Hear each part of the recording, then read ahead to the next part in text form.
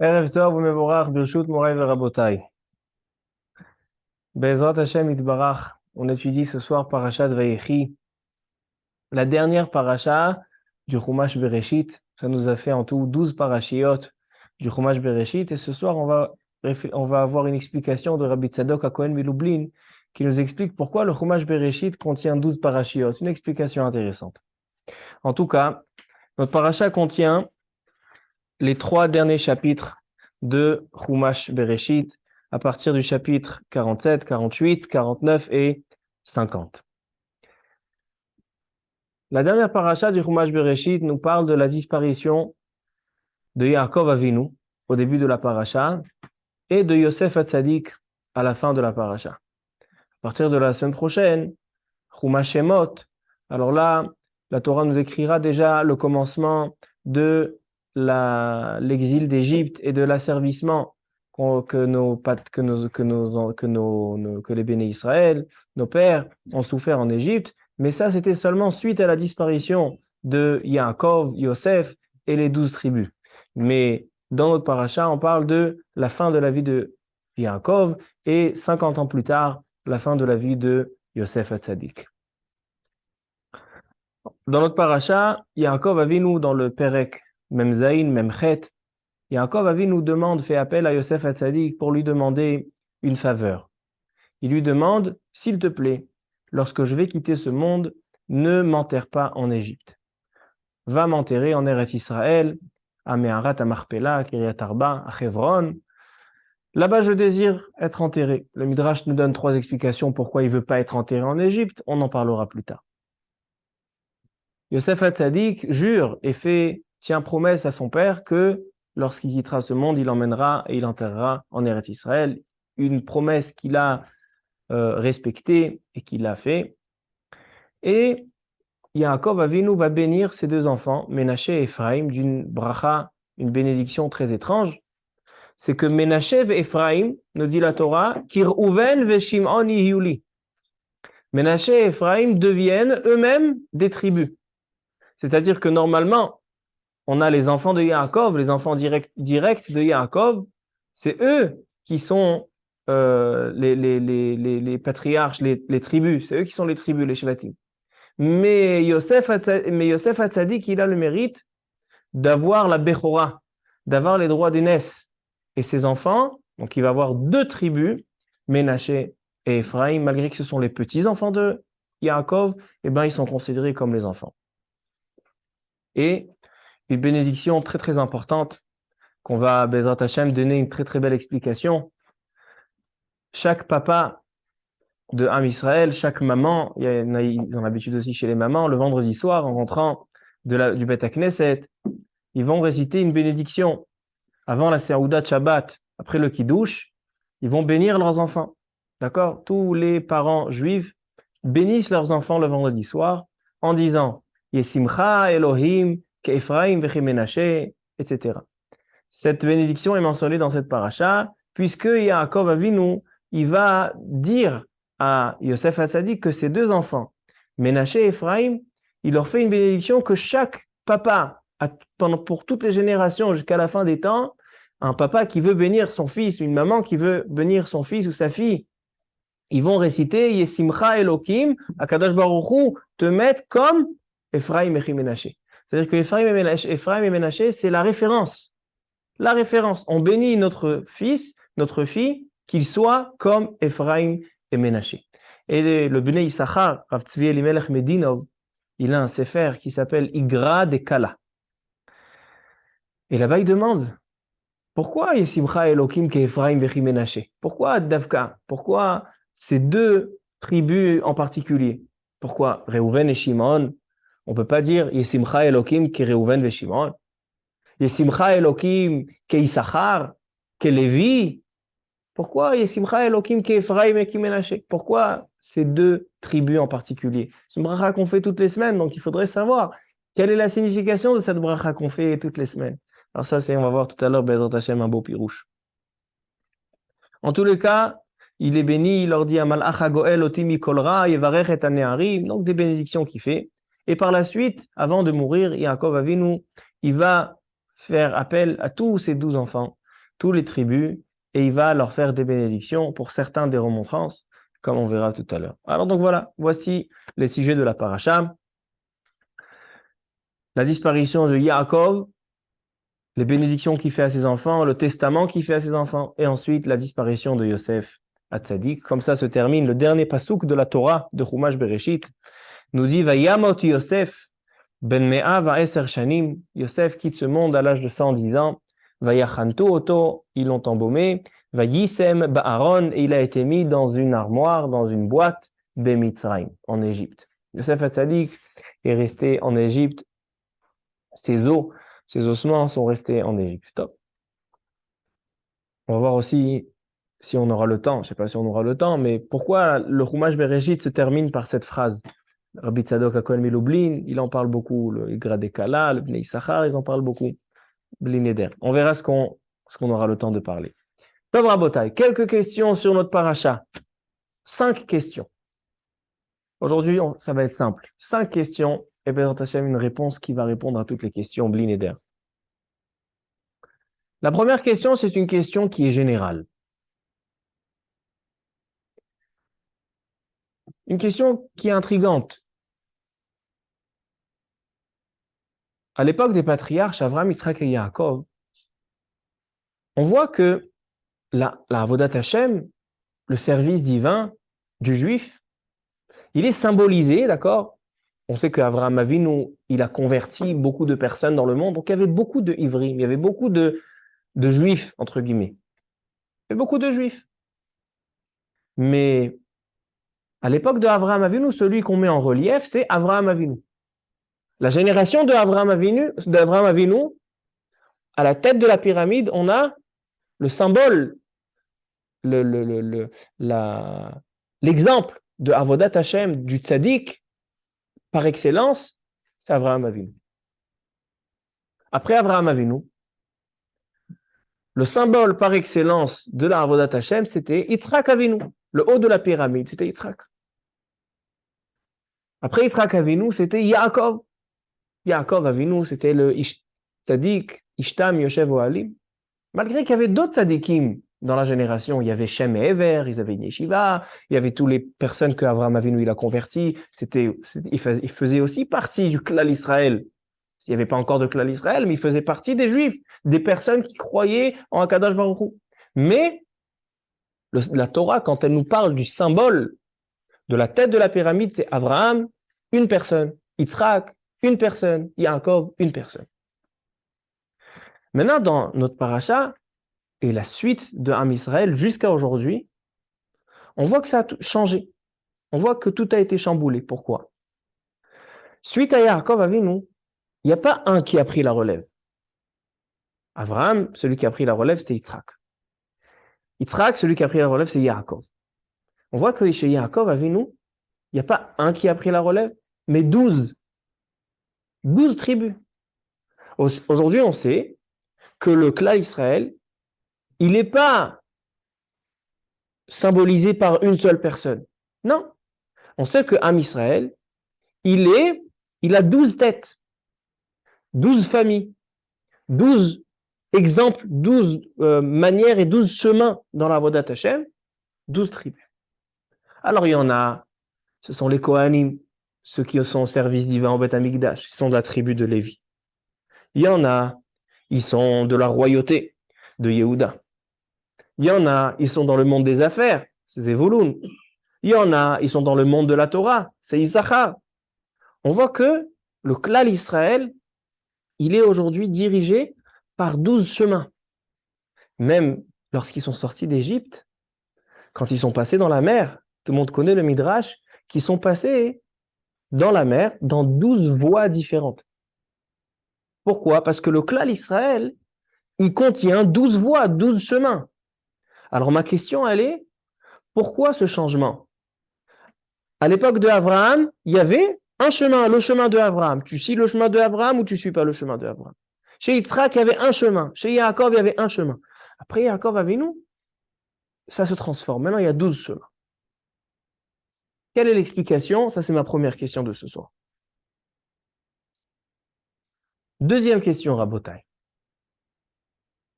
La Torah nous dit, dans le chapitre qui nous parle des bénédictions, chapitre même tête 49, les bénédictions que fait Yaakov à ses enfants avant de mourir.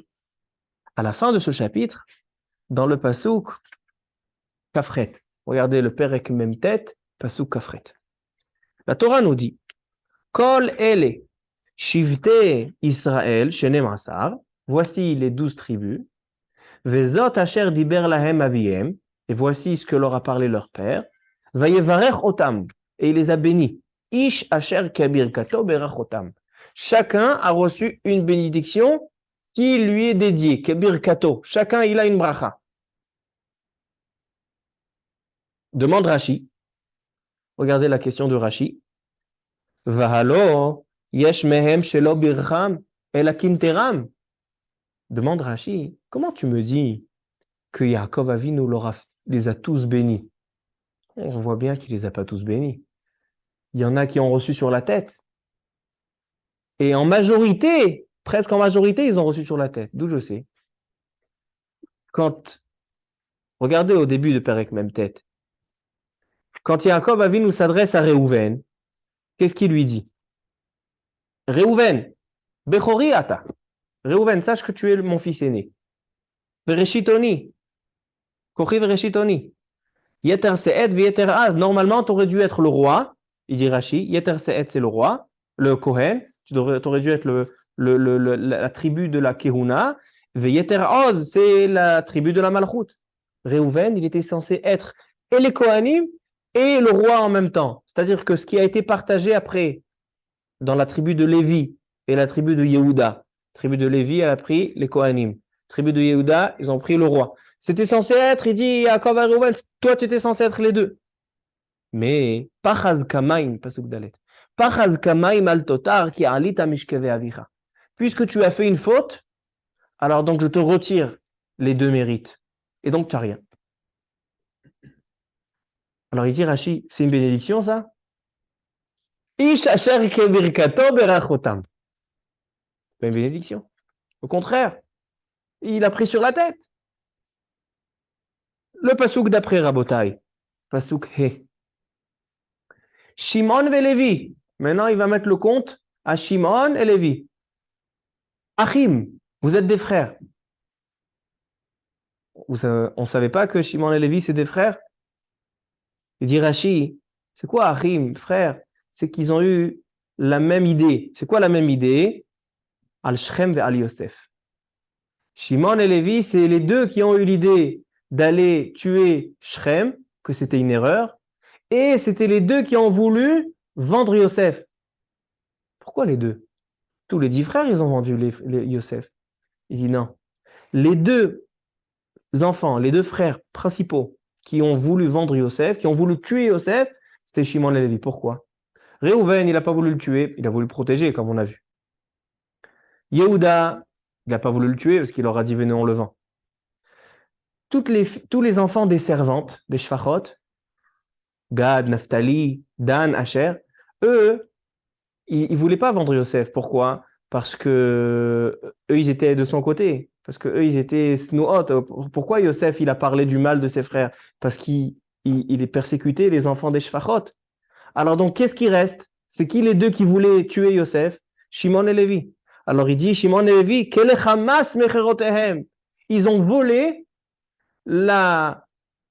ils ont volé les instruments de Esav, comme il dit Rashi. Pourquoi? Parce qu'ils se sont habitués à tuer. Ils ont tué Shrem, ils ont voulu tuer leur frère. Besodam al tavo nafshi. Et il dit, moi j'ai pas envie d'être inscrit mon nom chez eux, dit Yaakov Avinu. Besodam al tavo nafshi. Bikhalam al techad kevodi. Ki be'apa margouish. Parce qu'ils ont tué Shrem, ou birtzonam ikru shor. Qui c'est shor? Il dit Rashi, Yosef. Yosef, il a appelé Shor, Bechor Shoro Adarlo. Alors donc, Rabotai, pour l'instant, qu'est-ce qu'on a? Réhouven, il s'en est pris plein sur la tête. Shimon et Lévi, plein sur la tête. Même dans Pasuk Zaïm, il y a une malédiction. Arour apam ki'az. Comment on peut dire? Alors après, Yehuda, il a une bracha, la royauté. Yehuda, il a une belle bracha. Zevulun, il a une bracha. Issachar, le reste, ils ont eu des brachot.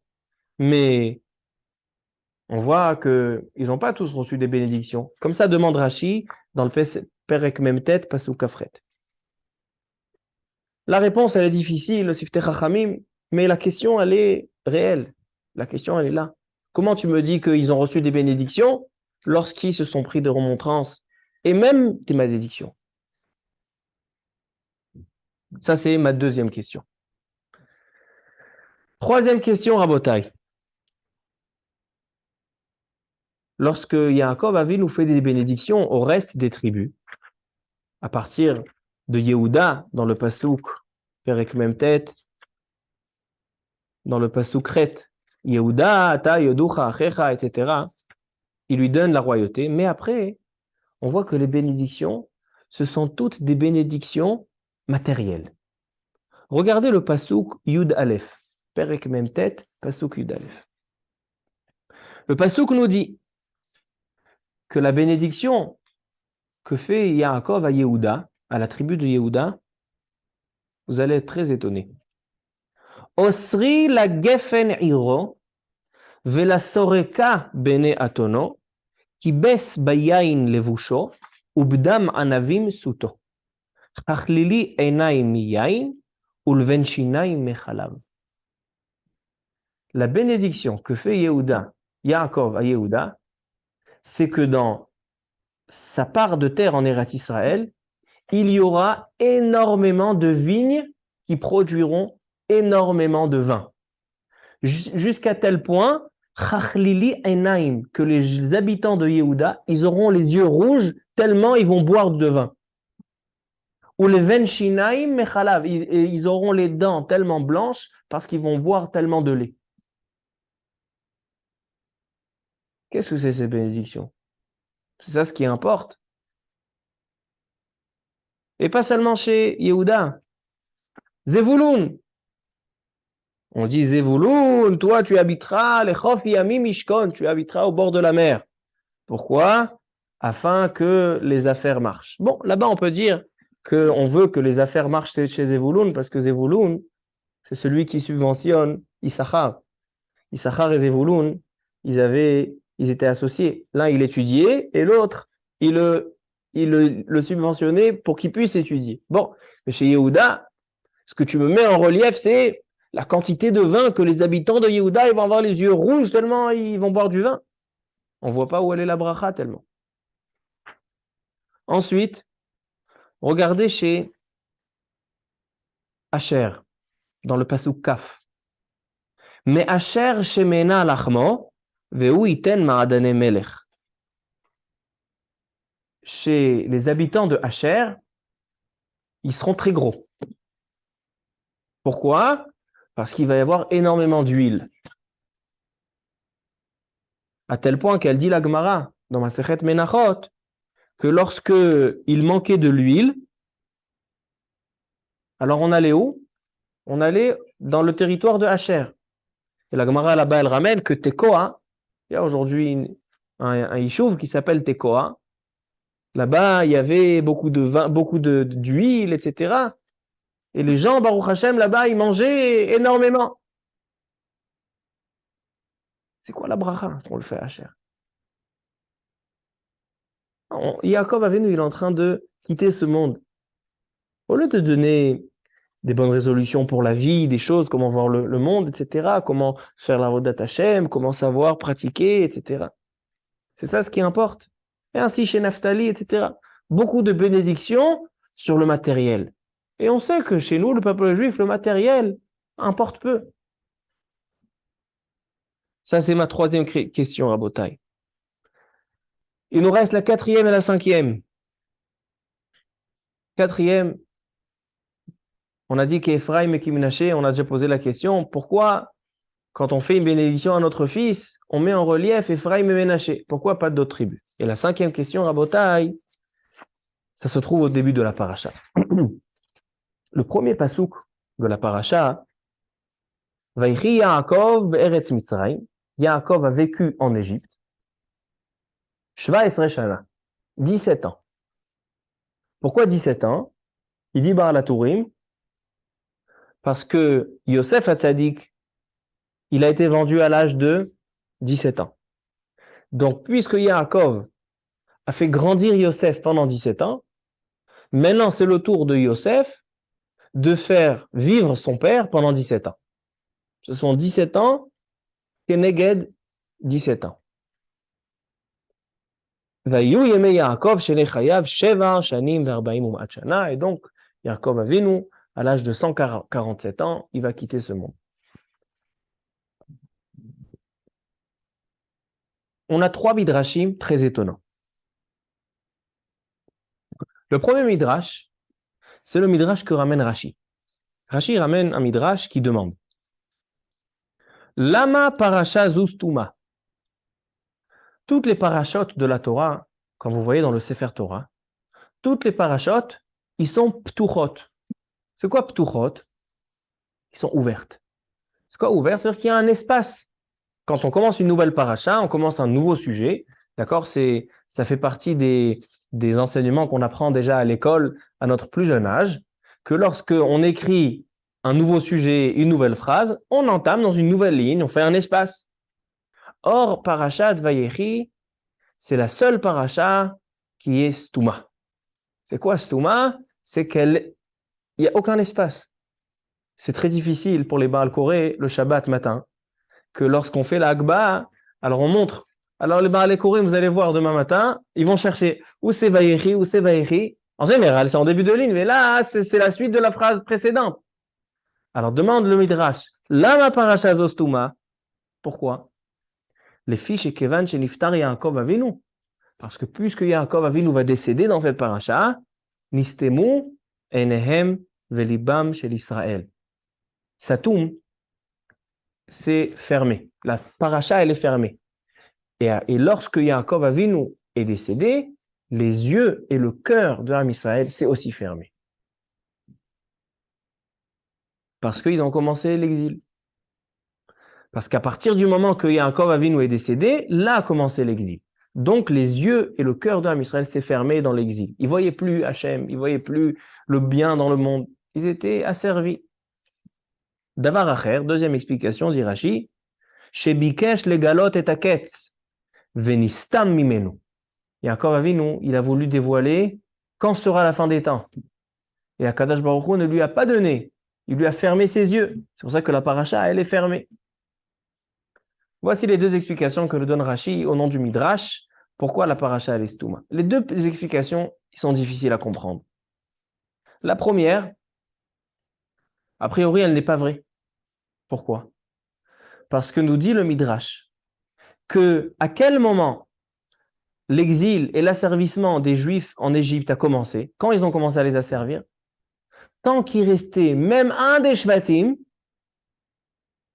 tant que les 12 tribus, tant qu'ils étaient vivants, il n'y avait pas d'asservissement. Seulement lorsque le dernier des Shvatim, des 12 tribus est décédé, là a commencé l'asservissement. Ça, c'était bien après, des dizaines d'années après la disparition de Yaakov. Alors pourquoi tu me dis, les yeux sont fermés parce qu'ils ont commencé l'asservissement? Mais ça a mis encore des dizaines d'années. Donc la première explication, elle est incompréhensible. La deuxième explication, Bikesh le galot et taketz, celle-là aussi, elle est difficile à comprendre. Pourquoi? Parce qu'à quel moment Yaakov Avinu il a voulu dévoiler la fin des temps? Au début du chapitre même tête, 2 chapitres plus tard, lorsqu'il sent qu'il va quitter ce monde, il les appelle. Et qu'est-ce qu'il leur dit? Regardez, Perek même tête, Pasuk Aleph, Vaikra Yaakov el Banav, Vayomer, et Asefu, Veagid alachem, et Asher Ikra etrem be'acharit hayamim. Rassemblez-vous, je vais vous raconter quand sera la fin des temps, qu'est-ce qui se passera. À quel endroit, vous savez que tout ça, les passages dans les parachiotes, ça s'appelle aussi des parachiotes. Nous, on appelle aujourd'hui une paracha, c'est tout parachat Vayechi. Mais ce n'est pas le vrai langage. Dans les Chachamim, une paracha s'appelle une sidra. Et dans une sidra, dans la sidra Vayechi, il y a des parachiotes. Maintenant là-bas, la parachia, elle est ouverte, paracha Ptucha. Donc à l'endroit où il a voulu dévoiler le quête, la fin des temps, là-bas c'est ouvert. Et ici, on est 2 chapitres avant, tu me fermes la paracha. Quel rapport? Ici, on aurait dû laisser ouvert dans Vayechi. D'accord? Laisser un espace. Et là-bas, le fermer. Vous avez compris la question? Ça, c'est donc les deux explications de ce midrash, ils sont Kashim le Havana. Et encore, deux petits midrashim intrigants. Le premier, c'est un midrash qui est ramené dans le Baal HaTurim, au début de la paracha. C'est un midrash qui se trouve dans Parashat Vaishlach, sur le pasuk Vayavo Yaakov Shalem. Là-bas, il y a marqué Amar Rabbi Yudan. Rabbi Yudan, il dit que Yaakov Avinu n'est pas décédé tant qu'il n'a pas vu 600 000 descendants. Lorsque Yaakov Avinu a vu 600 000 descendants, là, il est niftar mina olam. Pourquoi? Pourquoi Yaakov Avinu, pour quitter ce monde, il a besoin de voir 600 000 descendants? Ma inyan bazé. Il y a encore un midrash, et avec ça on terminera toutes les questions, il faut commencer à répondre, il se fait tard. Le Baal HaTurim aussi il ramène ce midrash. C'est quoi Vaïchi Yaakov be'eretz Mitzrayim? Dis-nous son âge. Vaïchi Yaakov me'arbaim ve'sheva shana. Il a eu 147 ans, il est décédé. Pourquoi il y a besoin de dire Yaakov a vécu en Égypte 17 ans et ça fait en tout 147 ans il est décédé? Pas comme ça qu'on aurait dû dire. C'est quoi la vie de Yaakov en Égypte? Il dit le Midrash et ainsi aussi dit le Zohar HaKadosh que la seule vie qu'a eu Yaakov, c'était en Égypte. Les 17 ans qu'il a vécu en Égypte, c'était ses meilleures années qu'il a eu pu avoir. Et le Zohar HaKadosh rajoute, Rabbi Tzadok HaKohen Milublin, il rajoute qu'en Égypte, il n'avait pas d'Yetzer Hara. C'était comme le Olam Haba pour lui. Yaakov Avinu en Eretz Goshen, en Égypte, les 17 ans, c'était sa vie. C'est ces années-là, les 17 ans, qui ont rayonné, qui ont fait éclairer toute sa vie, c'était ces 17 ans-là. Et ça, c'est très étonnant, Rabotai. Pourquoi? Parce qu'on sait que l'endroit où on vit, c'est en Eretz Israël, Eretz HaKodesh. Avraham Avinu, Kadosh Baruch Hu lui promet, toute sa vie, il a eu des nisyonotes, des épreuves pour arriver en Eretz Israël. Yitzhak Avinu, il n'y est même pas sorti. C'était Olat Temima. Et Yaakov Avinu, on dit, toute sa vie qu'il a vécue en Eretz Israël, c'est pas une vie. Vaïchi Yaakov be'eretz Mitzrayim. Sa vie, elle était en Égypte, comme ça dit le Zohar HaKadosh. Très étonnant. Donc, Rabotai, je résume mes 5 questions et on va commencer à répondre. Première question, comment se fait-il que jusqu'à Yaakov, il y avait un symbole de Avodat Hashem et après ça s'est dispersé en 12 tribus? Aujourd'hui, on n'a pas un patriarche. On sait qu'on a 12 tribus dans le Klal Israël. Il n'y a pas un chemin, il y a 12 chemins. Pourquoi? La deuxième question, Yaakov, il fait des bénédictions à ses enfants ou des remontrances et même des malédictions? Troisième question, pourquoi ce sont des bénédictions, pour ceux qu'il a fait des bénédictions, pourquoi ces bénédictions sur du matériel? Quatrième question, Yesimcha Elokim ke'Ephraim ve'kimenaché. Chaque père, il fait à son fils ou à sa fille. Pourquoi on parle de Ephraim et Ménaché? Pourquoi les autres tribus ne sont pas tzadikim? Et la cinquième question, c'est au sujet de la disparition de Yaakov. Vaïri Yaakov, pourquoi la paracha, elle est stouma? Pourquoi Yaakov Avinu, pour décéder, il a besoin de voir 600 000 descendants? Et pourquoi on dit que la vie de Yaakov, elle était seulement en Égypte? Tout le reste de sa vie, ce n'était pas considéré une vie. Même la vie en Eretz Israël. Sa vie, c'était en Égypte, en Chutz Laaretz, en plus, l'Égypte, c'était le summum de la Toum'a. Tu me dis, là-bas, c'était son Lamaba. Là-bas, c'était l'endroit où il n'avait même pas dit Yetzer Hara. Ma pshat baiser. C'est clair les questions, Rabotai? Alors maintenant, on commence à répondre. Celui qui m'a éclairé dans cette paracha, pour ces questions-là, c'est Rabbi Tzadok HaKohen Milublin, un des grands de la Chassidoute, très connu et très célèbre, dans son livre Brit Tzadik. Il dit Rabbi Tzadok HaKohen Milublin une chose très intéressante.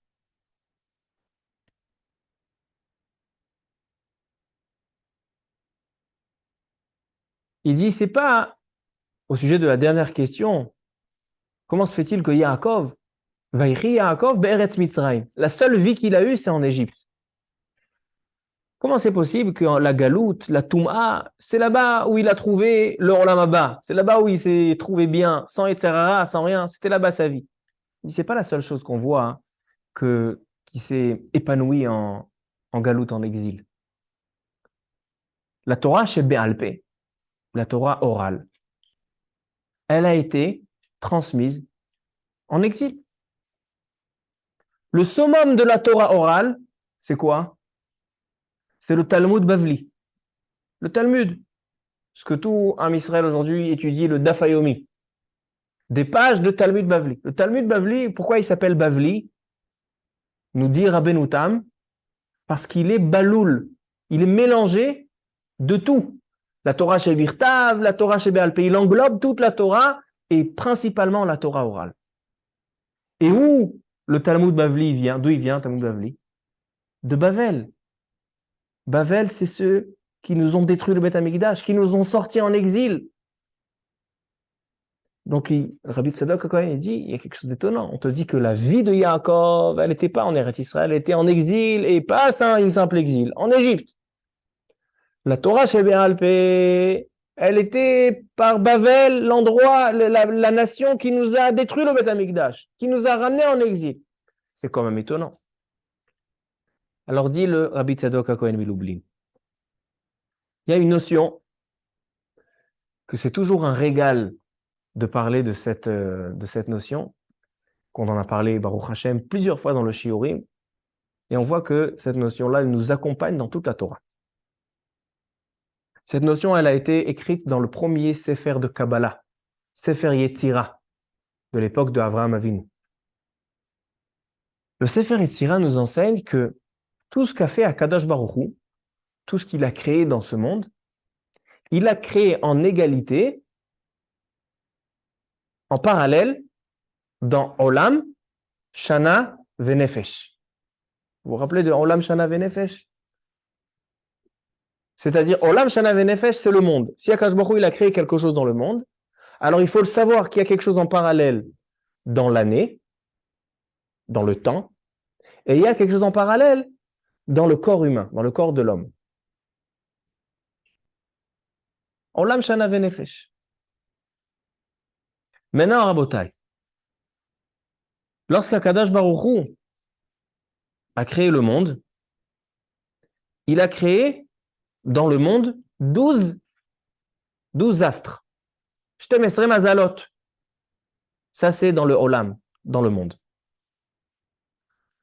Dans l'année, la Shana, il a fait les 12 mois. Il y a 12 mois dans une année. Alors, les 12 mois, ils sont en parallèle avec les 12 astres. Shtem Esrei Mazalot. Dans le corps humain, qu'est-ce qu'il a créé? Il dit Rabbi Tzadok HaKohen Melublin, les 12 tribus. Donc il y a un parallèle entre les 12 astres, les 12 mois et les 12 tribus. Ça c'est dans le Olam, dans le monde, ça c'est dans la Shana, dans l'année, et ça c'est dans le Nefesh, dans le corps humain. Quelle est l'explication?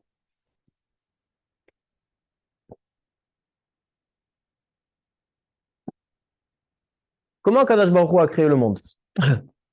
Sur quelle forme? Quel est le plan d'Akadosh Baruch Hu? Tout le monde connaît. Istakel be'oraita. Il a regardé la Torah. Il a créé le monde. Donc, le livre de la création, c'est quel livre? Le Chumash Bereshit. C'est le Chumash qu'on est en train de terminer aujourd'hui. On fait Siyum sur Chumash Bereshit. Combien de parashiot il y a dans le Chumash Bereshit? 12 parashiot. C'est-à-dire qu'Akadosh Baruch Hu, il a observé les 12 parashiot de Chumash Bereshit, depuis Bereshit jusqu'à Vayechi, et il a dit, c'est comme ça que je veux mon monde. Le monde, j'ai envie qu'il soit comme ça. Donc, il a fait 12 astres, il a fait 12 mois, et il a fait 12 tribus. Ça veut dire qu'en fait, la finalité de la création, elle se trouve, donc la création tout entière, elle commence à Bereshit, mais elle n'est pas seulement Bereshit. Nous, on sait que c'est quoi la création? C'est, il a créé en 6 jours, il a créé le ciel, la terre, il a créé le soleil. Non. La création, elle est tous les 12 parashiot de Chumash Bereshit. C'est-à-dire que la création, elle contient en elle Abraham et toute son époque, Yitzhak, toute son époque, Yaakov, les 12 tribus jusqu'à la disparition de Yosef. La Torah, le Chumash Bereshit, il se termine avec le Passouk, Yosef est décédé, il a été mis dans une boîte en Égypte.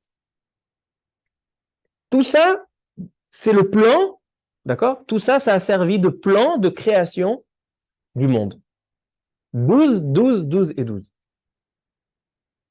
Continue Rabbi Tzadok HaKohen Milublin et nous explique.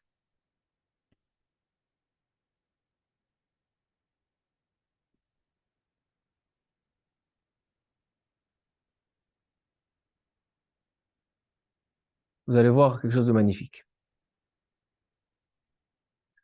Akadosh Baruch Hu, lorsqu'il a créé le monde, il a créé la lumière. La lumière qui permettait de le voir.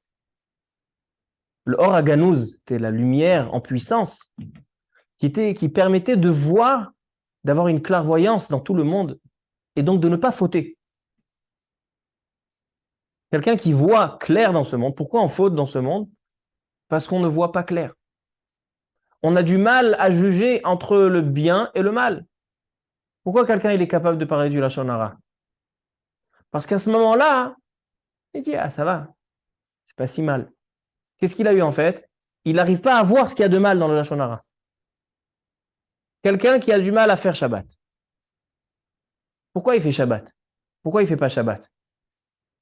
Parce qu'à ce moment-là, il dit, ça va, qu'est-ce que j'ai fait? J'ai fait quelque chose de méchant. J'ai volé quelqu'un. J'ai juste allumé la lumière. J'ai juste chargé mon portable. Mais s'il voyait clair, s'il avait une lumière qui lui éclairait et qui voyait à quel point cette petite action pendant Shabbat ou ce petit Lashon Hara, quel mal ça peut produire, quel mal ça peut lui ramener, à quel point Kadosh Baruch Hu, il n'aime pas ce qu'il est en train de faire, il n'aurait pas fauté.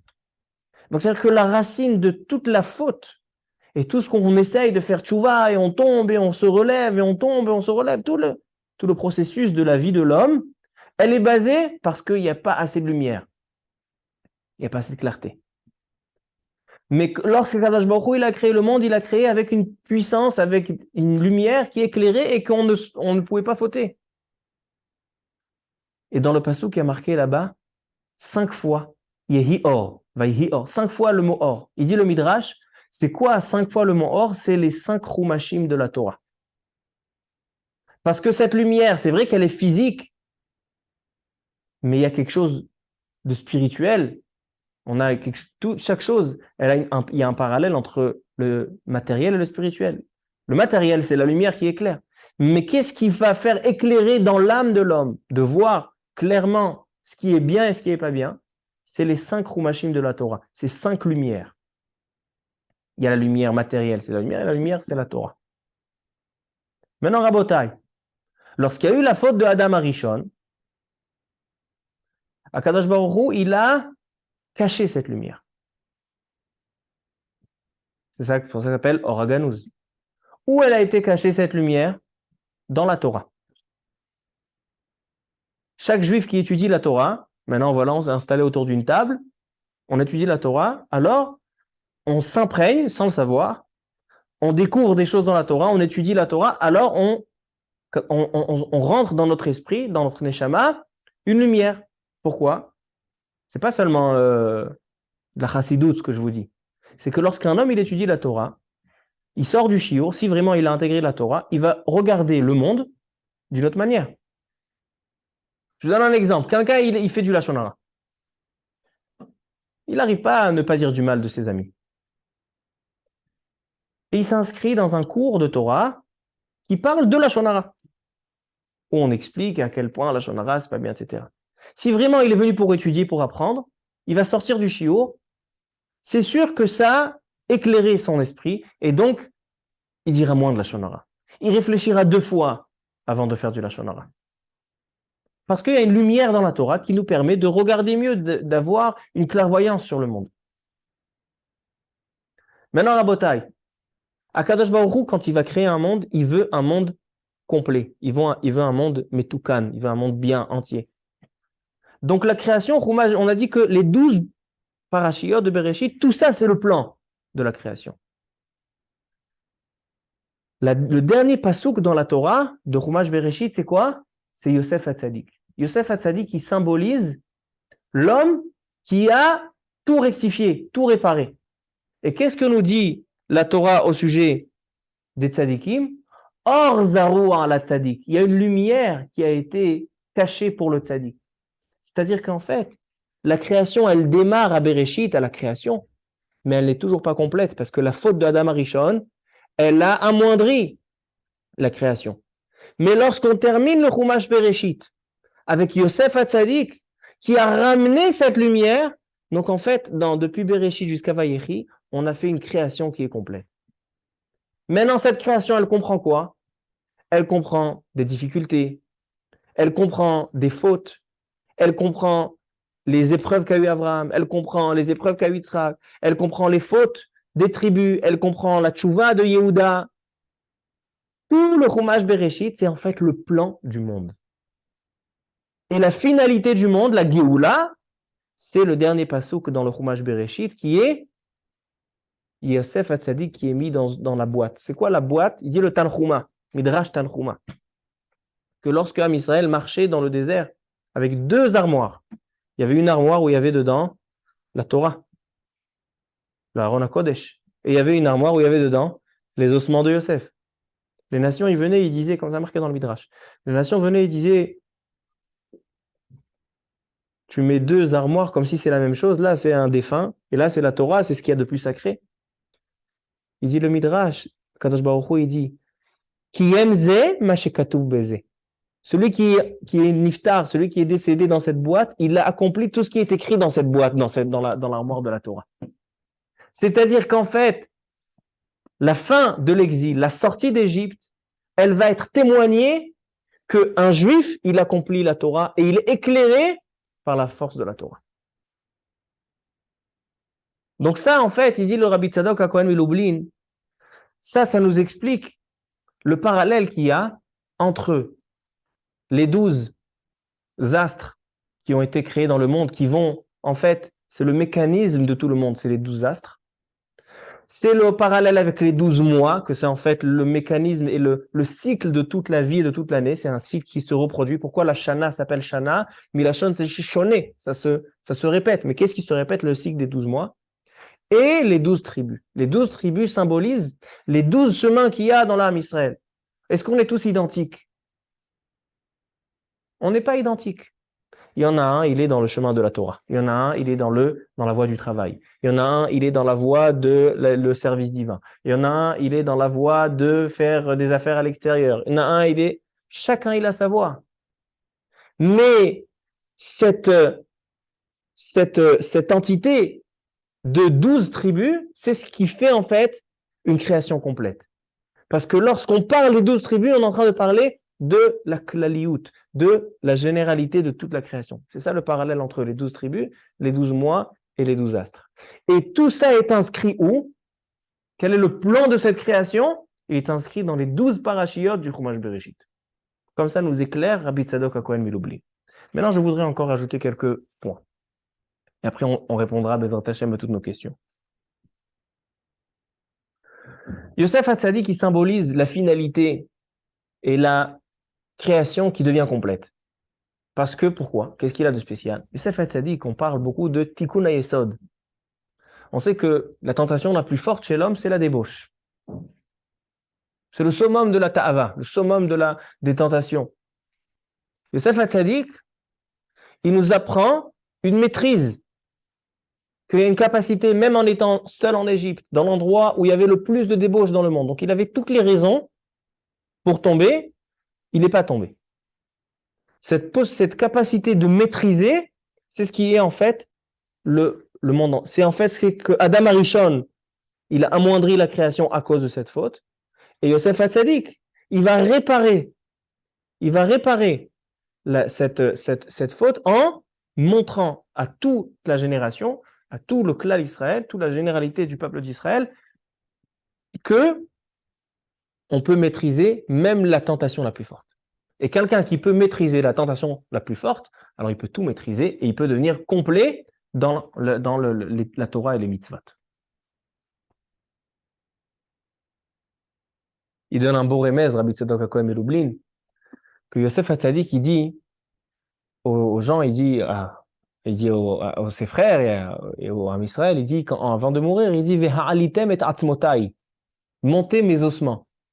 Pourquoi tu parles de tes ossements? Ve'alem et goufi, mon corps.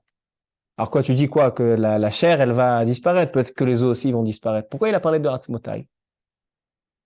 Alors il dit que Yosef Hatzadik, il veut parler de la Gemara dans la Masechet Nida. Dans la Gemara Masechet Nida, il est marqué qu'il y a 3 associés dans la création de l'homme. Il y a le père, la mère et Akadosh Baruch Hu. Le père, il injecte tout ce qui est blanc chez l'homme. C'est les os, les tendons. Mais la maman, elle injecte tout ce qui est rouge chez l'homme. La chair, le sang. Et Akadosh Baruch Hu, il injecte la neshama. Maintenant, il y a Yosef Hatzadik, il vient, il dit Ve'alitem et atmotai. Il nous parle des os. Qui c'est qui donne les os? C'est le papa, Yaakov Avinu. Il dit Yosef Hatzadik, si vous voulez sortir d'Égypte, vous êtes obligé de sortir mes ossements qui symbolisent que je suis arrivé à la tzidkout de Yaakov Avinu. Ve'alitem et atmotai. En tout cas, Rabotai, toute l'exil de l'Égypte, elle nous montre cette chose-là. Pourquoi ils étaient en exil et quelle est la sortie d'exil? C'est en fait l'histoire de Yosef. Yosef, il était en exil avant tout le peuple de Juif. Il était en exil en Égypte et il est arrivé à s'en sortir. Comment il s'en est sorti?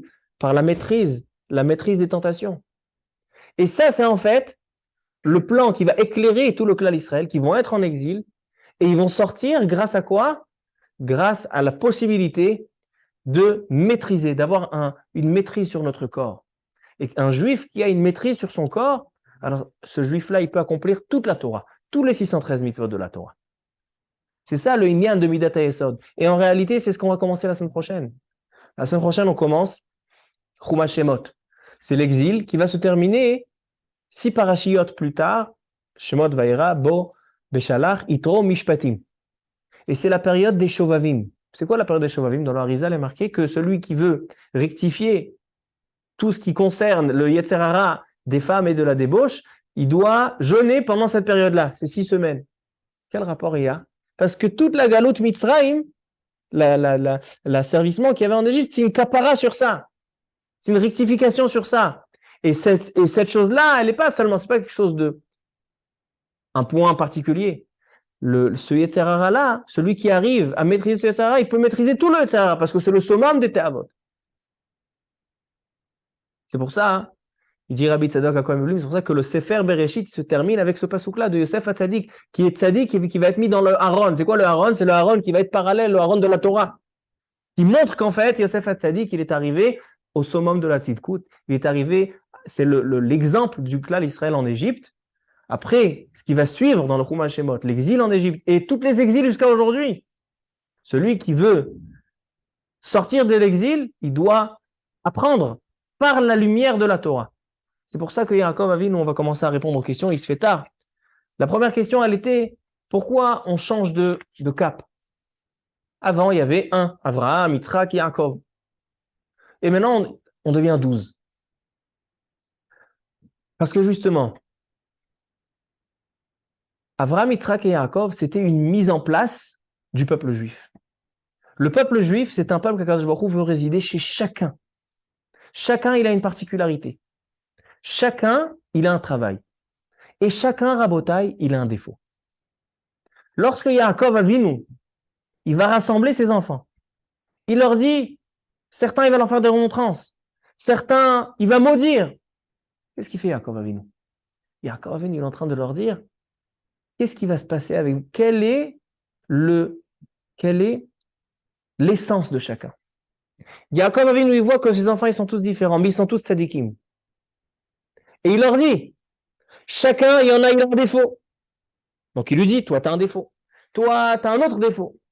Mais justement, c'est là où tu as un défaut, que c'est justement là, que c'est dans ça que tu dois te parfaire. J'ai demandé aussi, alors avant de commencer, venons répondre à cette question. C'est pour ça que Yaakov Avinu, après Yaakov Avinu, il y a un changement qui se fait. Il n'y a pas un modèle. Avant, il y avait un modèle. Il y avait Abraham, il y avait Yitzhak. Maintenant, il y a 12 modèles. Chaque juif, puisque maintenant il y a des défauts, on n'est pas au degré de Abraham, Yitzhak et Yaakov, il y a des défauts, ben chaque juif, il doit trouver dans quelle voie il veut se diriger. Dans quelle voie il va servir Hachem. Celui qui étudie, alors il va devoir servir Hachem dans son étude. Celui qui travaille, il va devoir servir Hachem à travers son travail. Celui qui voyage, à travers ses voyages. Celui qui s'occupe de ça, alors à travers de ça. Celui qui est gabaï, alors à travers... Chaque juif, avec ses qualités et avec ses défauts, mais surtout ses défauts, ça lui montre, les défauts lui montrent dans quoi il doit se parfaire, dans quoi il doit trouver son... C'est pour ça qu'il y a un changement d'optique, un changement de service divin. Ça, c'est réponse sur la première question. La deuxième question, elle se répond automatiquement. On a demandé, est-ce que c'est des bénédictions qu'il fasse ses enfants ou c'est des remontrances?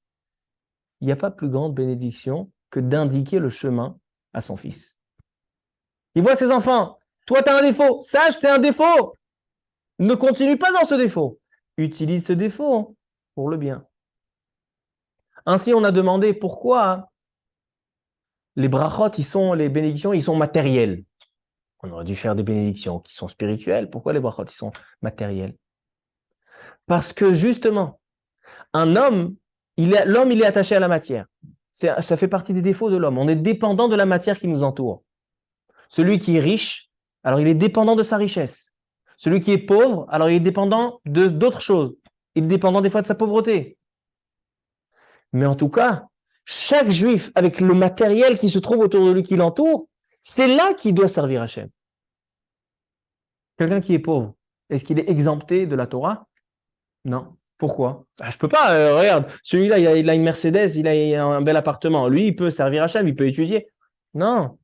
Si Akadosh Baruch Hu t'a mis dans ces conditions matérielles, il t'a mis dans cet entourage, il t'a mis dans ce cadre, c'est que c'est là ton travail. C'est là ton essence du service divin.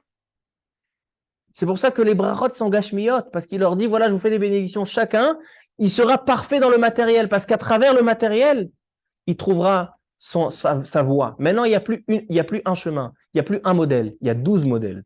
Depuis Réhouven jusqu'à Binyamin, il y a 12 modèles qui vont pouvoir vous servir. Chacun doit trouver son chemin. Comment il va servir Hachem? Est-ce que vous pensez que celui qui travaille, Zevulun, alors il aura un plus petit Olam Haba que Issachar qui étudie? Non. C'est juste que lui, Issachar, il a trouvé son essence de Avodat Hashem dans son chemin. Et lui, celui qui travaille, il a trouvé son essence. Quelle est son essence? De travailler pour pouvoir faire agrandir la Torah, pour subventionner les étudiants de la Torah. Chacun, il a sa voix. Chacun, il va utiliser sa voix pour servir des choses divines. Ainsi, Rabotai, on peut répondre aux 3 questions au début de la paracha sur Vaïri Yaakov. Vaïri Yaakov, on a demandé pourquoi Yaakov Avinu, avant de décéder, il a besoin de voir 600 000 descendants. Parce que Yaakov Avinu,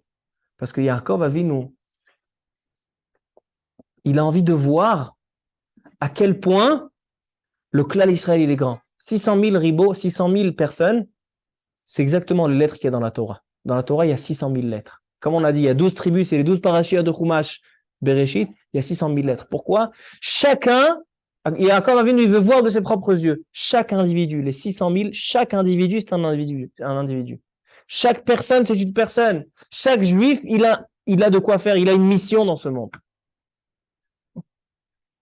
Et ainsi, on peut répondre, pourquoi la vie de Yaakov, elle se résume en exil, en Égypte? Pourquoi le Talmud Bavli, il est en Égypte, il est à Bavel, dans l'exil? A priori, ça devrait être le contraire. Ben non. Yaakov Avinu, il a dit, moi, mon essence, ma vie, elle est quoi? De pouvoir faire vivre ma descendance. Et ma descendance, où elle se trouvera? Dans quel endroit elle va se construire? C'est en exil qu'on se construit. On a reçu la Torah, Rabotai. En Eretz Israël ou dans le désert? Dans le désert. Parce que c'est dans l'endroit qu'on se construit qu'on a besoin de la clarté de la Torah. Ainsi, on peut répondre, pourquoi la paracha ici, elle est stouma? Pourquoi, comme Avinu l'a voulu dévoiler? On n'a pas le temps de rentrer dans ça, mais ça aussi, ça répond. Et la dernière question, et Simcha Elokim ke Ephraim veki Menaché. Il dit, le Rav Tzvi Elimelech, pourquoi on dit Rav Tzvi Elimelech Medinov? Pourquoi le Bnei Issachar? Pourquoi, quand on fait une bracha, on dit qu'Ephraim et Ménaché, les autres tribus ne sont pas grandes? Non, il y avait quelque chose de particulier chez Ephraim et Ménaché. Chez Ephraim et Ménaché, il y avait quelque chose d'extraordinaire. Lorsque Yaakov, il a demandé de faire des bénédictions, Yosef a demandé que Yaakov les bénisse, il les a mis, Ménaché c'est le grand, il a mis à droite. Ephraim, il a mis à gauche. Qu'est-ce qu'il a fait Yaakov? Si quel est Yadav? Il a mis la main droite sur Ephraim, la main gauche sur Ménaché. Et il a dit que Ephraim sera plus grand. Qu'est-ce qu'il fait Yaakov Avinu? Il retombe dans la même erreur qu'il a fait avec Yosef et les frères. Il dit le Bnei Issachar, il dit que Yaakov Avinu, il a vu que Ménaché, il n'est pas du tout jaloux de ce qu'il fait. Et il a vu que Ephraim, il n'a aucun orgueil envers son frère. Il y a une Mishnah dans Pirkei Avot. Il y a marqué dans la Mishnah dans Pirkei Avot, Akin'a, la jalousie. Ata'ava, les envies, les désirs. Ve'akavod, et la recherche du kavod, motzi'im et ha'adam min ha'olam. C'est ce qui va sortir l'homme du monde. Ça veut dire quoi? C'est-à-dire que le monde qui a été créé selon le plan de la Torah, il peut pas, ces trois choses vont exactement à l'encontre de ce plan. Kin'a, ta'ava et kavod, ça va à l'encontre du plan. Donc ça fait en fait quelqu'un qui a ces trois choses, ces trois mauvais caractères, kin'a, ta'ava et kavod, la jalousie, les désirs et le kavod, c'est quelqu'un qui sort du monde. Et lorsqu'il a vu, Yaakov Avinu, que Ménaché, il n'est pas jaloux, et que Ephraim, il ne s'en vante pas, c'est-à-dire que le kin'a et le kavod, ils sont dans le sens de la création, alors donc il dit, Yesimcha Elokim qu'Ephraim et Ménaché. Quand on fait des brachot à nos enfants, on dit, soyez comme Ephraim et Ménaché. Que la base du monde, elle se base sur quoi? De ne pas envier et de ne pas avoir de kavod pour pouvoir accomplir le plan divin. C'est-à-dire que si on veut résumer le shiur qu'on a dit ce soir, on a vu que maintenant, chaque juif, il n'a pas envié de l'autre. Chacun, il a une mission dans ce qu'il fait. Il ne faut pas aller chercher une mission de quelqu'un d'autre. Toi, dans l'état où tu es, là où tu habites, là où tu te trouves, la famille avec qui tu vis, la femme avec qui tu t'es marié, dans la situation qu'Akadosh Baruch Hu t'a mis, c'est la situation qui veut que tu le serves et que tu fasses ta avodat Hashem. Et justement, là où il y a des défauts, ça prouve que c'est là qu'Akadosh Baruch Hu veut que tu travailles. Donc, le testament de Yaakov à ses enfants, c'est que vos défauts seront votre réussite. Baruch Adonai Le'olam. Amen ve Amen.